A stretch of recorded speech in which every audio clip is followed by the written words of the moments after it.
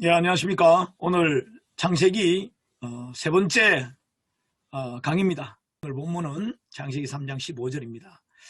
우리 같이 읽으시겠습니다.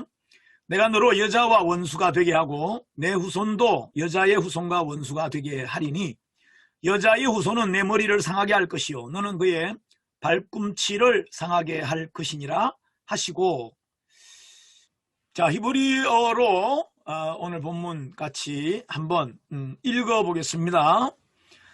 웨바흐 아쉿 베나다 우벤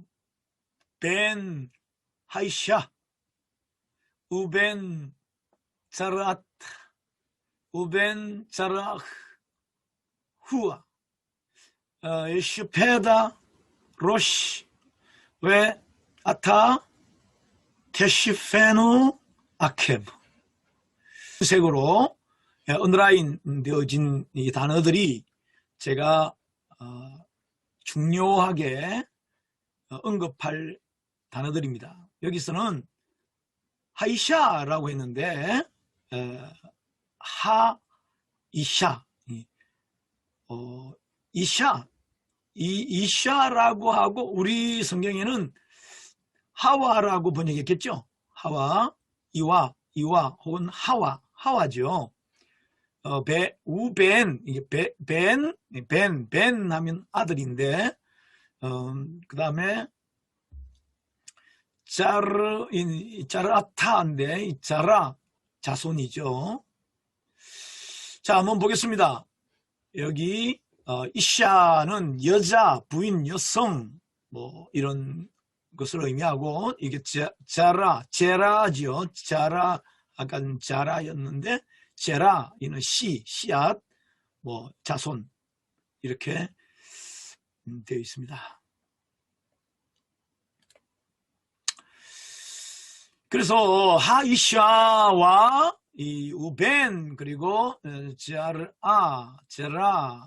이 세 가지 단어가 오늘 중요하게 우리가 이해해야 될 단어들입니다. 자, 예수님은 여자의 후손이다. 예수님은 여자의 후손이다. 이렇게 일단 오늘 창세기 3장 15절에 예수님은 어떤 분이냐, 여자의 후손이다 라고 하는 부분으로 이해하고요.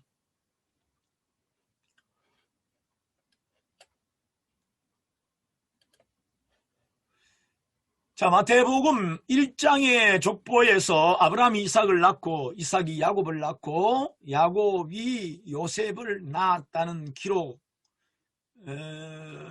여기에 야곱이 요셉을 낳았다. 이것은 이삭에서 야곱으로 이어지는 게 아닙니다. 마태복음 1장 보면 마지막에 야곱이 요셉을 낳고 이 요셉이 결국 마리아를 통해서 예수님을 낳았다. 이제 그 부분입니다. 재밌는 것은 이 야곱, 요셉, 이것이 이삭의 아들도 야곱이고, 여기 예수님의 이 족보로 말하면 예수님의 할아버지도, 이 직계 할아버지도 야곱입니다. 야곱, 요셉이 족보에 2번 나오는 거죠. 이건 나중에 야곱, 요셉을 이야기하는 겁니다. 근데 마태복음을 보면 누가 누구를 낳았다라고 할 때 전부 다 남자가 낳습니다. 아브라함이 누구를 낳아요? 이삭. 남자 아브라함이 아들을 낳습니다. 이삭이 누구를 낳습니까? 야곱. 그러니까 남자가 낳았는데 이 족보에서 특별한 부분은 마지막 16절이죠. 자, 야곱은 여기 보세요. 시작. 야곱은 마리아의 남편 요셉을 낳았으니, 여기 야곱도 요셉을 낳아요. 야곱 남자가 남자를 낳습니다. 그런데 요셉은, 예수님은 어떻게 나시는가 하니까 마리아에게서 그리스도라 칭하는 예수가 나시니라, 이렇게 되어 있어요. 족보의 모든 사람은 남자가 낳습니다. 근데 예수님은 누가 낳아요? 여자 누구? 마리아. 예, 맞습니다. 마리아가 예수를 낳으신다라는 내용입니다.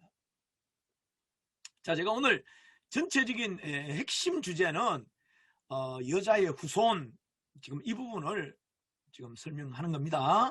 자, 넘어가 보겠습니다. 자, 누가복음 3장에도 역시 예수님의 족보가 있습니다. 근데 여기에 보면 예수님에 대한 설명, 그러니까 이 누가복음의 족보는 밑에서부터 이제 위로 올라가는 거죠. 근데 설명할 때 예수님을 어떻게 설명하는가 하면 사람들이 아는 대로는 요셉의 아들이요. 자, 이렇게 시작을 합니다. 사람들이 아는 대로라는 이 표현, 이 표현이 물론 여기 누가복음 3장에 예수님에게만 사람들이 아는 대로는 예수님은 누구의 아들이다. 자, 이렇게 이 설명을 했다는 게 좀 특별합니다. 23절 한번 읽어보겠습니다. 예수께서 가르치심을 시작하실 때에 30세쯤 되시니라. 사람들이 아는 대로는 요셉의 아들이니 요셉의 위는 헬리요. 여러분, 이 족보를 비교하다 보면 이제 혼돈이 옵니다. 아니, 아까는 마지막에 야곱이 요셉을 낳고 요셉이 예수를 낳는다, 이렇게 마태복음에 되어 있는데, 여기는 요셉의 아들이 이 예수님인데, 예수님은 요셉의 아들인데, 요셉의 위는 야곱이 아니고 이게는 헬리라고 또 되어 있죠. 자, 지나가 보겠습니다. 자, 마태복음의 족보와 누가복음의 족보에 같은 부분이 있고 다른 부분이 있습니다. 같은 부분은 아브람이라는 인물도 물론 같이 등장하고요. 뭐 나머지 다 같이 등장합니다. 근데 어디까지 같아지는가 하면 다윗이라고 하는 인물까지. 다윗까지는 같아요. 예. 그러니까 결국은 예수님에 대한 것은요, 아브라함의 자손이 되어야 되고 또 다윗의 자손이 되어야 마태복음 1장 1절에 아브라함과 다윗의 자손 예수 그리스도, 그 자손이란 말을 다른 말로 아브라함과 다윗의 아들이라고 해석을 할 수도 있습니다. 예. 자, 그래서 아브라함의 자손이 되어야 되고 또 다윗의 자손이 되어야 된다라고 하는 부분이 중요한 건데, 역시 마태복음이나 누가복음에서 다윗의 자손까지는 정확합니다. 자, 다른 부분이 있다면 마태복음은 내림차순으로 기록이 되어졌다는 겁니다. 42대의 내용이 나오죠. 누가복음은 대신 오름차순으로 기록이 되어 있습니다. 그리고 마태복음보다도 이 대수가 많이 이제 길어요. 그리고 대수가 많고 그 다음에 등장되어지는 그 인물들도 역시 많고요. 재미있는 것은요, 누가복음에서는 예수님이 결국은 어떻게 되는가 하면 예수님의 아버지가 요셉이고 요셉의 아버지가 뭐 이런 식이고, 누가복음의 기록의 특징을 보면은 예수님의 아버지라는 표현을 안 하죠. 마태복음에서는 누가 누구를 낳았다라고 하니까 직계로 아버지라고 하는 느낌이 있는데, 누가복음에서는 아버지라고 하는 느낌보다는 어떤 면에서는 족보에 이렇게 되어 있다라고 하는 그런 느낌이 강해요. 왜냐하면 예수님의 그 위에는 누구의 이름이 있고 그 위에는 누구의 이름이 있고, 그래서 그 위는 우리가 그 전에 개역 한글판에 보면은 그 이상은 누구요, 그 이상은 누구요, 또 이렇게 나와 있습니다. 그래서 그런 누가복음의 특징은 이제 위로 올라가는데, 위로 올라가던 게요, 마지막 그 위에 마지막은 셋의 위는 아담이 되고 아담의 위는 하나님이 되는 거예요. 그러니까 이걸 의미로 말하면 하나님이 아담을 낳고 아담은 셋을 낳고 뭐 이렇게. 그러니까 이것을 제가 아까 연결했죠. 여기에 아브라함과 다윗의 자손이라고 할 때 아브라함과 다윗의 아들 예수 그리스도의 계보라 이렇게 해석을 할 수도 있다 하는 말씀 드렸는데, 왜냐하면 그 벤이나 제라에 이 담겨 있는 그 의미가 그렇다는 이야기입니다. 자, 그렇다고 한다면 재밌는 것은요, 아브라함의 자손이기도 하고, 예수님은 아브라함의 자손이기도 하고 다윗의 자손이기도 하고, 그 다음에 누구의 자손이기도 하다? 하나님의 자손이기도 하다. 자, 이렇게 되는 거죠, 연결이. 그러니까 하나님이 아들을 낳고 하다가 이제 정말 결정적인 어떤 아들, 그 아들이 누구냐? 예수 그리스도다. 뭐 이런 느낌이죠. 느낌.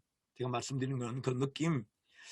그래서 마태복음이나 누가복음의 족보에서 결국은 무엇을 말하고 있느냐 하면 그 아버지가 누구다, 이게 사실은 그런 그 정보를 주는 게 중요한 게 아니라 하나님의 아들이시다. 그리고 또 중요한 건 뭐냐면 그 예수님은 하나님의 아들이시고 또 그 예수님은 여자의 후손이시다. 요 부분을 강조하고 있다, 증명하고 있다, 이렇게 이해를 하면 좋겠다는 이야기입니다. 넘어가겠습니다. 자, 요셉의 위는 헬리오라고 하는 요 부분. 그러면 야곱과 헬리가 과연 같은 말인가 라고 하는 거예요. 자, 내림차순으로 보면요, 맏단에게서 야곱으로, 그 다음에 요셉으로인데, 여기는 보면은 어떻게 나오는가 하면 요셉이 있다고 한다면 요셉의 위는, 누가복음에서는 뭐예요? 요셉의 위는 헬리요, 헬리의 위는 마타시오. 자, 이렇게 나온다고요. 그렇다면 자, 이상, 그 위, 이것은 여기에 내용이 보면은 아버지라는 말보다도 어떤 의미가 강하다? 어떤 법적인 족보에 기록된 이 어떤 것이 강하다, 뭐 이런 겁니다. 족보. 자, 넘어가 보겠습니다. 자, 요셉은 야곱의 아들이냐 헬리의 아들이냐? 야곱의 아들은 어디서 나옵니까? 마태복음 1장. 헬리의 아들은 어디서 나옵니까? 누가복음 3장. 자, 여기에 이 내용을, 정말 이 내용들에 대한 그 이해가 쉽지가 않습니다. 저는 유세비우스의 교회사 68, 69페이지에 보면 내용이 우선 이렇게 되어 있습니다. 제가 내용만 설명만 하겠습니다. 자, 요셉의 할아버지가 마태복음에는 다윗의 아들 솔로몬의 후손 맏단입니다. 맏단. 그 다음에 누가복음에 기록된 된 것으로는 요셉의 할아버지가 누구냐라고 하면요, 다윗의 아들 나단이 누구냐니까 솔로몬의 동생입니다. 나단의 후손인 멜기에 대한 이해가 필요하다. 자, 이제 설명하겠습니다. 그러면 맏단이라는 사람과 멜기라고 하는 사람, 맏단과 멜기. 자, 맏단은 에스드라고 하는 여인과 결혼해서 야곱을 낳습니다. 그리고 맏단이 죽고 난 뒤에 다른 가문의 멜기라고 하는 사람이 맏단의 아내였던 에스더와 결혼해서 헬리를 낳습니다. 그래서 두 사람은 아버지가 다른 형제인 것입니다. 아버지가 다른 형제. 자, 야곱과 헬리는 형제 관계였는데 헬리가 자식이 없이 죽자 야곱은 헬리의 아내와 결혼하여 요셉을 낳습니다. 당시에 법적으로는 형제가 계대 결혼을 통해서 자식을 낳으면 형제의 아들로 먼저 낳은 아들을 형제의 아들로 등록을 해야 했습니다. 그러므로 법적으로는 헬리의 아들이 되는 것이다. 이런 내용의 설명이 4세기 AD 4세기경에 뭐 교회사의 그야말로 아주 그 대부라고도 불릴 수 있는 사람이죠. 요세푸스를 이어서 그야말로 초대교회, 중세교회의 어떤 그 과정을 그야말로 가장 그 자세하게 알려주는 그 역사가 유세비우스입니다. 자, 이 교회사에 이 설명이 나와 있습니다. 자, 또 넘어가겠습니다. 자, 요셉과 마리아. 요셉과 마리아에 대한, 왜 이 요셉과 마리아를 제가 언급을 하는가 하면, 그동안에 제가 신학교에서도 들어왔던 이야기 또는 여러 가지 책들을 보면서도 역시 발견하는 내용들이 뭐냐면, 마태복음의 족보는 요셉의 족보다. 그 다음에 누가복음의 족보는 마리아의 족보다. 뭐 이런 이야기들 아마 여러분들도 들어보셨을 겁니다. 근데 자, 이런 해석이 있는 반면에요. 마태복음의 족보나 누가복음의 족보가 요셉의 족보라고 하는 주장도 많습니다. 이 부분이 저도 사실은 뭐 자신 있게 제가 설명할 수 있는 지식이 없습니다. 제 나름대로 열심히 이것을 어떻게 퍼즐을 어떻게 맞춰야 될까에 대한 고민을 해봤지만 결국 유세비우스의 그 교회사에도 그 설명을 보면은 누가복음의 족보도 요셉의 족보라고 풀어야 되는 것이 맞는 것 같거든요. 근데 가장 지금 이 걸리는 부분이 뭐냐면 다윗까지는 같이 갔습니다. 마태복음과 누가복음의 족보가 다윗까지는 같이 가는데 다윗에게서 솔로몬으로 이어지는 거, 마태복음에는 솔로몬으로 이어지죠. 그래서 마태복음에는 예수님이 왕족의 후손이다. 이것을 좀 강조하는 건가? 이런 느낌이 들고요. 누가복음에는 다윗에게서 나단으로 이어집니다. 나단, 솔로몬이 아니고 나단으로 이어져요. 그래서 제가 볼 때에 위에서 이렇게 나누어졌다라고 하는 이 부분이 굉장히 중요한 정보가 되고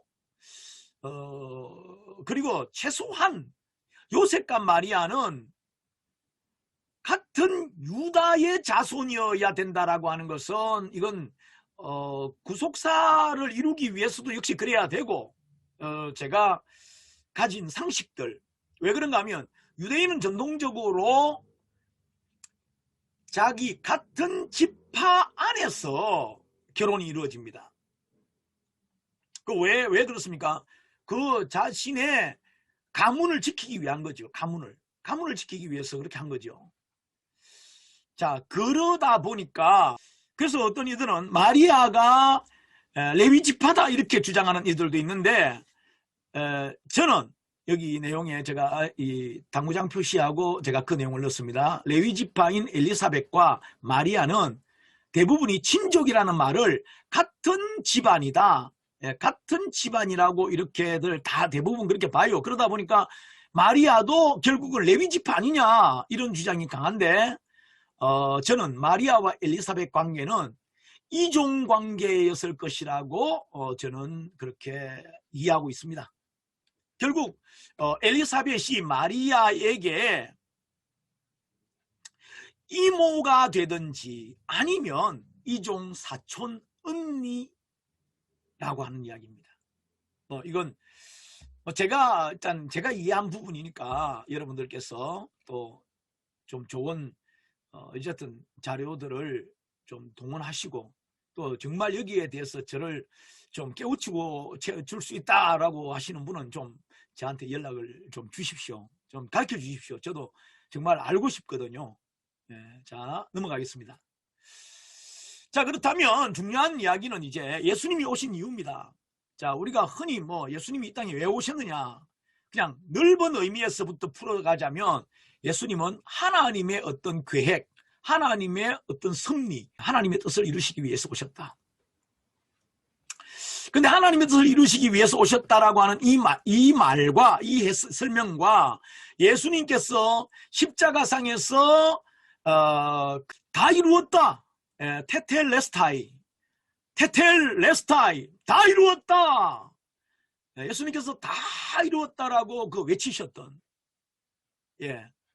십자가상의 제 6원 6번째 예수님의 외침, 7마디의 외침 가운데 6번째 외쳤던 다 이루었다, 이 말씀, 예수님이 무엇을 다 이루었다는 걸까요? 무엇을? 제가 말씀드렸잖아요. 하나님의 뜻을 이루어드리기 위해서 오셨는데 예수님께서 십자가에서 죽으심으로 다 이루었다. 여기 테텔레스타였는데 이게 텔레오라고 하는 단어가 끝내다, 끝나다, 완성하다, 수행하다, 성취하다, 이런 의미가 있다고 합니다. 자, 넘어가겠습니다. 그렇다면 하나님의 뜻은 무엇이냐는 겁니다. 하나님의 뜻은 무엇이냐? 이것을 우리가 또 이해해야 될 필요가 있죠. 자, 하나님의 뜻이 뭐냐? 하나님의 뜻을 이루러 오셨다고 하는데 하나님의 뜻을 이룬다는 게 무슨 말이냐? 이 말은 예수님이 이 땅에 오셨는데 왜 오셨느냐? 인류를 구원하시려고 오셨다. 우리가 너무 잘 아는 요한복음 3장 16절, 하나님이 세상을 이처럼 사랑하사 독생자를 주셨으니, 제가 여기서도 또 이야기합니다. 지난 시간에 내가 여러 번 이야기를 했는데요. 하나님이 세상을 사랑하사 하나님을 주셨으니, 아니죠. 하나님이 세상을 이처럼 사랑하사 자기 자신을 주셨으니, 이것도 아니죠. 그러면 뭘 주셨다 그래요? 하나님이 세상을 이처럼 사랑하사, 독생자입니다. 독생자를 주셨으니, 하나님이 세상을 이처럼 사랑하사 독생자를 주셨으니, 하나님이 이 땅에 직접 내려오신 것이 아니라 하나님이 아들을 보내신 겁니다. 그래서 이 땅에 오신 예수님은 하나님이 아니라 하나님의 아들이시잖아요. 독생자잖아요. 독생자. 누구의 독생자? 하나님의 독생자. 자, 또 이제 지나갑니다. 저는 양태론적인 어떤 설교 가르침을 너무 많이 지금 듣고 보고 있기 때문에 우리가 너무 혼란스럽습니다. 예수님이 하나님이다. 그래서 그렇게 반복적으로 계속해서 말하는 대로 예수님은 하나님의 아들이십니다. 그냥 그러면 돼요. 그러면 돼요. 더 이상 오해를 불러일으키는 그런 설명을 안 하면 좋겠어요. 자, 하나님의 뜻이 뭐냐 하니까 인류를 구원하시려고 하시는 것, 인류를 구원하시는 것. 그래서 독생자를 보내셨고, 예수님은 보냄을 받으신 분이에요. 그래서 예수님을 가리키는 다른 표현이 뭐냐면 하나님의 사자로 오신 거다, 이런 표현 있습니다. 자, 하나님의 뜻, 두 번째 하나님의 뜻이 뭐냐면, 하나님의 뜻을 예수님께서 행하러 왔다 그랬는데, 하나님의 뜻을 행하시는 예수님의 사역이 어떤 사역인가 하니까 뱀을 지옥에 가두시려고 하시는 거다. 뱀이 누구냐? 사단이고 마귀인데, 이 뱀을 지옥에 아주 무저갱에 던져놓고 잠궈 버리시기 위해서 자, 요한일서 3장 8절 한번 읽겠습니다. 하나님의 아들, 예, 여기서도 하나님이 나타나셨다는 말 안 하죠. 하나님의 아들이 나타나신 것은, 하나님의 아들이 나타나신, 하나님의 아들 누구예요? 예수님이죠. 예수님이 나타나신 것은 뭐 하기 위해서다? 마귀의 일을 멸하려 하심이라. 예, 마귀의 일을 멸하려고 예수님이 오신 겁니다. 이것이 예수님께서 다 이루었다라고 하셨던 하나님의 뜻, 큰 뜻 두 가지입니다. 자, 그렇다면 마귀의 일은 또 뭘까? 또 생각을 해보고 지나가겠습니다. 마귀의 일은 뭘까? 마귀의 일이 무엇이었습니까? 성경에서 발견하는 마귀의 일이 있는데 그 두 가지입니다. 역시 뭐냐? 아담과 하와를 속이고 미혹하는 일입니다. 아담과 하와에게 어떻게 속였습니까? 선악을 알게 하는 나무의 실과를 먹으면 네 눈이 밝아지게 되고 네가 하나님처럼 돼. 예, 거짓말입니다. 그래서 요한복음 8장 44절에 예수님은 이 마귀를 어떻게 설명하는가 하면 그는 거짓의 아비야.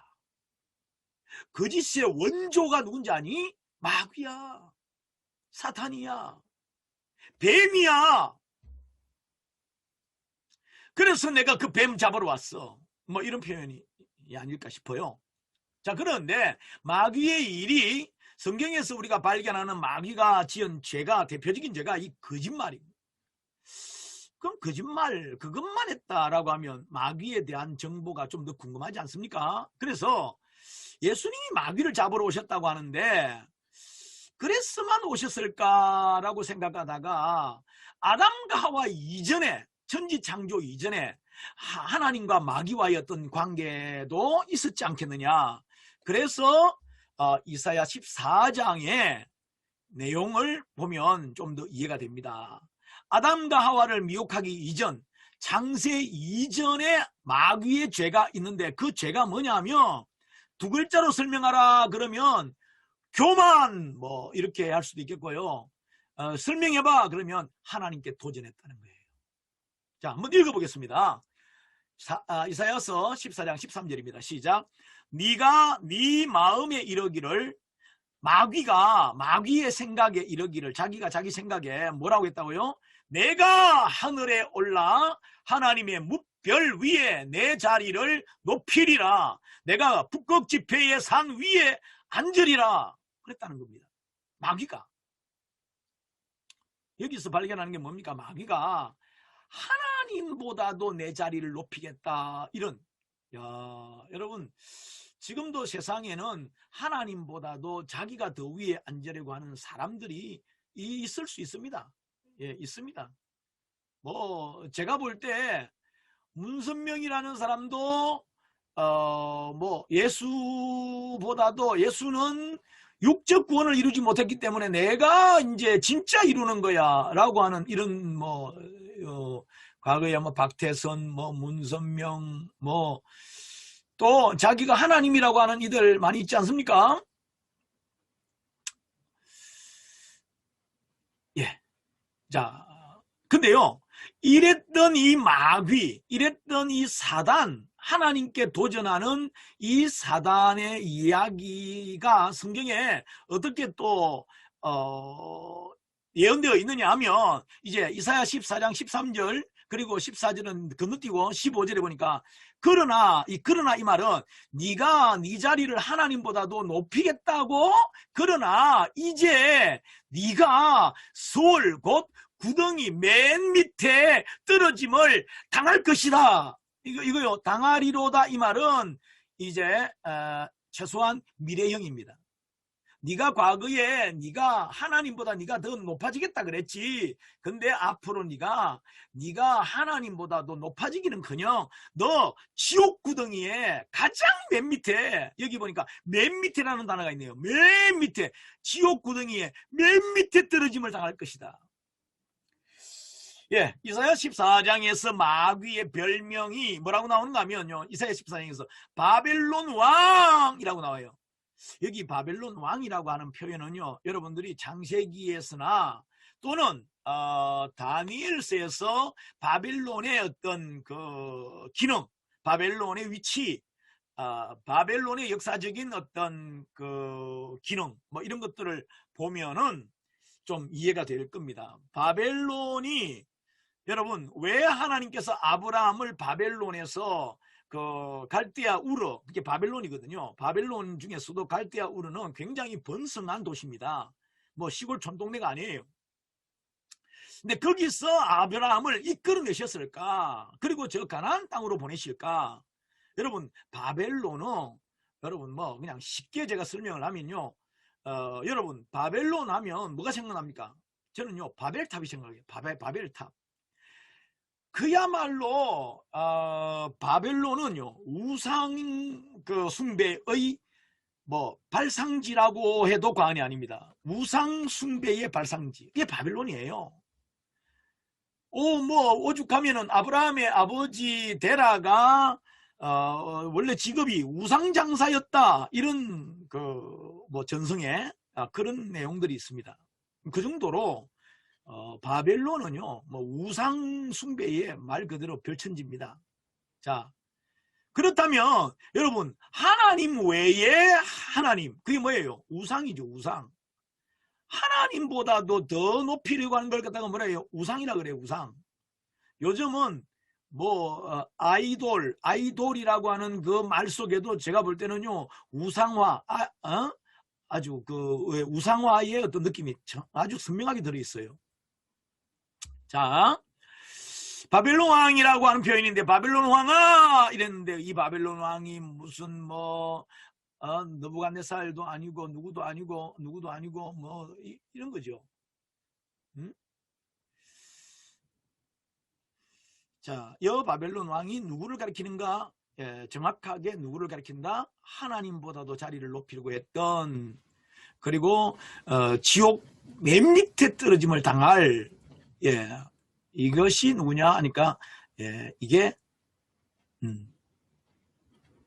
자, 바벨론 왕이었고, 이 바벨론 왕을 가리키는 또 다른 별명이 있어요. 그 별명이 누구냐? 계명성입니다. 계명성. 점점점 좀 가까워지죠. 4절에서는 바벨론 왕이라고 나왔는데 12절에 보니까 계명성이라고 나옵니다. 이 계명성을 가리켜서 13절에 네가 하나님보다 높아지겠다고, 이 계명성아, 이 말이죠. 근데 이 계명성에 대한 영어 성경에서의 번역을 보니까요, NIV 성경에서는 모닝 스타라고 했어요. 모닝 스타. 근데 킹 제임스 버전에는요, 루시퍼라고, 정확하게 루시퍼라고 번역했습니다. 그러면 바벨론 왕이 누구라고요? 루시퍼. 루시퍼, 우리가 알고 있는 사단이고 마귀입니다. 자, 지나갑니다. 제가 재밌는 사진이 있어서 여기 하나 올렸습니다. 이건 어느 나라인지는 정확하게 모르겠어요. 근데 네이버에 어떤 이미지 제가 검색하다가 어느 나라에 우연히 나무를 찍었는데, 이 나무의 모습을 잘 보면 여기에 예수님이 보인다 그래요. 여러분 보이십니까? 근데 재밌는 것은 예수님이 옆구리에 창에 찔리셨고, 또 발에 대못을 받으셨는데, 느낌이 이게 예수님의 머리라고 한번 가정을 해봅시다. 예수님의 머리고, 이게 예수님의 허리, 예수님의 엉덩이 부분, 이렇게 여기가 무릎 부분, 여기가 발이라고 볼 때에 여기에 뭐가 이게 목 같은 게 아니면 그 긴 게 여기로 여기까지 연결되어 있다 그러면 이 못이 무엇을, 이게 예수님의 발, 그 다음에 여기에 이상한 게 또 튀어나온 게 있는데, 이게 뭐냐, 이게 못처럼 생긴 거, 이걸 창이라고 한다면 이게 예수님의 옆구리에 이게 꽂혀 있는, 그래서 이 부분이 예수님이 마치 이 십자가에 이 부분이 예수님 팔입니다. 팔. 이 부분, 느낌이 그렇지 않아요? 여기 예수님 주먹이 여기 지어졌다고 본다면, 와, 이게요, 정말 신기하게 예수님이 달리신 것 같아요. 자, 근데 마귀가 하는 일이 뭐냐면, 마귀는 창세기 3장 15절에서 마귀, 너는 뱀아, 너는 뭘 할 거다? 너는 여자의 후손인 예수님의 발꿈치를 상하게 할 것이다 라고 했습니다. 너는 예수님의 발꿈치를 상하게 할 거야.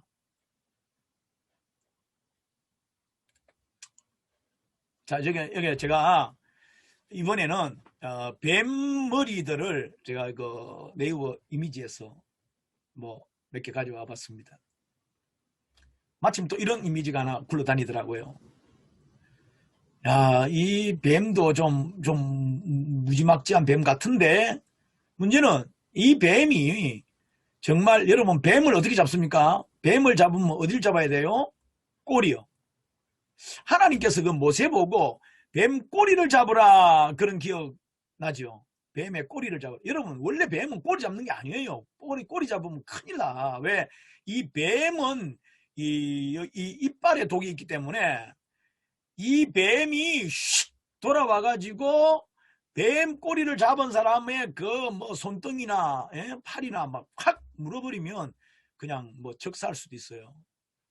그리고 제가 이 뱀을 보면서 정말 야 뱀이 구조적으로 희한하다. 뱀은요 특징이 뭐냐면 한 번 물면 진짜 안 놓습니다. 근데 정말 이게 뱀이요 못 놓게 돼 있어요. 아주 한 번 물었다 그러면요 안 놓. 왜냐하면 이 이빨이 뱀의 이 이빨이 전부 안쪽 이빨 다 망가졌네. 누가 이게 밟아버렸나 봐요. 여기에 이건 더 선명하게 보이죠. 이게요 아마 상어도 이빨이 이 앞에 이빨이 뾰족한 이빨들이요 안쪽으로 향한 것 같은 것을 제가 본 기억이 있는데, 뭐 상어 이빨보다도 더 정확한 것은요 이 이빨이 쭉 이렇게 나열된 이 이빨들이 하나같이 전부 다 안쪽을 향해 있어요. 그래서 어떤 것이 하나 딱 물었다 그러면요 이 이빨에서 빠져나갈 수가 없어요. 그래서 하나님께서 마귀 사단을 뱀이라고 하는 이 동물과 연관시킨 것은요 여러 가지 우리들에게 깨닫게 하려고 하시는 어떤 의도가 있다는 생각을 해봅니다. 자, 예수님이 누구신가? 라고 하는 질문이 있다면 예수님은 뱀의 머리를 상하게 하는 분이다. 뱀의 머리를 상하게 한다 이 말은요 뱀을 죽이는 자다, 심판하시는 분이다 이런 거죠. 자, 저는 재미있는 그 구조를 발견했습니다. 성경 첫 부분 창세기에서 이렇게 넘겨보니까요 창세기 1, 2, 3장에 가서 보면 여자의 후손은 내 머리를 상하게 할 것이요 하는 내용이 나옵니다. 네 머리를 상하게 할 것이다. 뱀아, 여자의 후손 예수님이 와서 너의 머리를 상하게 하실 것이야. 너는 이제 큰일 났어. 뭐 이런 거죠. 앞으로 이렇게 할 거다 이 말이야. 앞으로 할 거다. 이거는 예언이죠. 예언. 근데요 자, 재밌는 게요 참 재밌어요. 왜냐, 창세기에서 1, 2, 3 세 번째 장 성경 처음 시작하고 세 번째 장에 뱀 잡을 거야 라고 하는 게 나오는데, 요한계시록 22장이 마지막 장이라면 자 요한계시록도요 맨 뒤에 성경의 맨 끝에서 1, 2, 3 세 번째 장 그게 뭐냐니까 요한계시록 20장입니다. 근데 요한계시록 20장에 보니까 뱀이 나오는데 이 뱀이 어떻게 바뀌었는가 하니까 용으로 바뀌어 있어요. 뱀이 아니라 용을 잡으니 이 용이 어떤 존재다? 옛날의 뱀이다. 옛날 뱀, 옛뱀이다.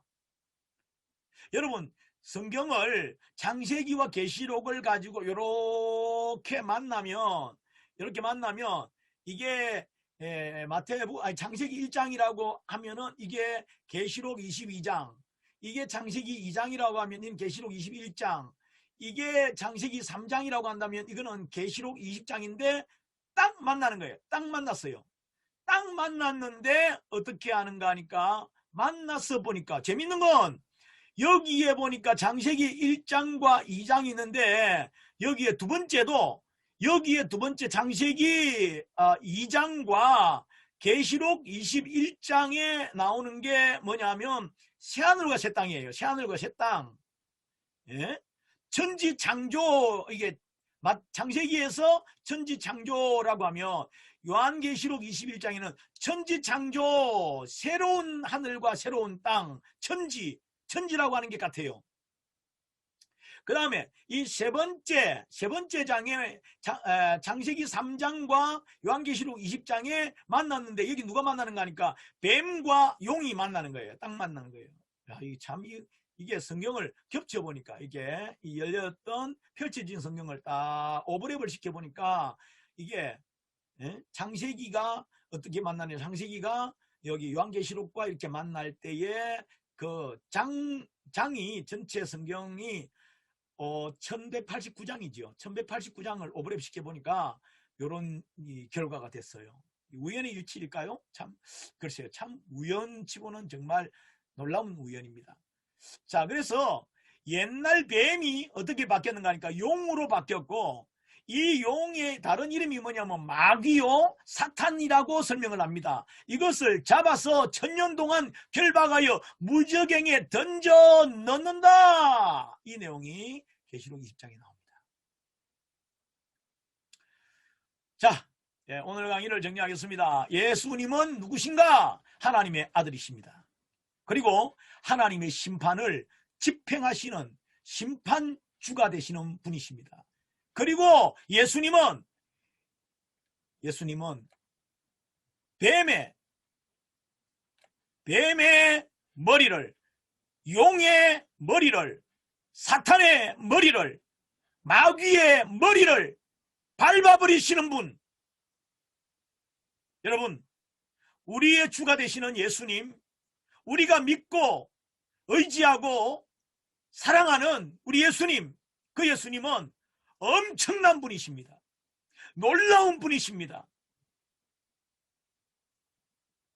우리 예수님의 이름, 그 이름만 가지고도 마귀가 벌벌 떨어요. 사단이 벌벌 뜹니다.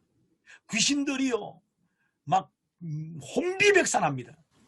왜냐? 예수님은 그들을 멸하실 분이기 때문입니다.